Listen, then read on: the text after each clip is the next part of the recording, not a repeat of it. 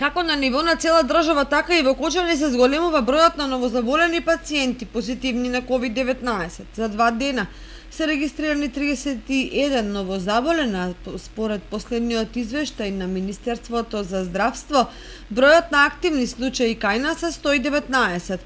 Во телефонски разговор со директорот на Општа болница со проширена дејност Кочани, доктор Александар Серафимов, дознаваме дека новозаболените пациенти се со полесни симптоми, а оние кои што имаат потреба од болничко лекување, лекарска помош бараат во инфективното оделение во Штип.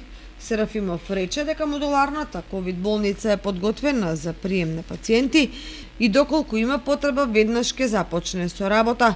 Во однос на вакцините, непречерно се одвива имунизацијата на граѓаните на Кочани со вакцините на Синовак, Фајзер и AstraZeneca.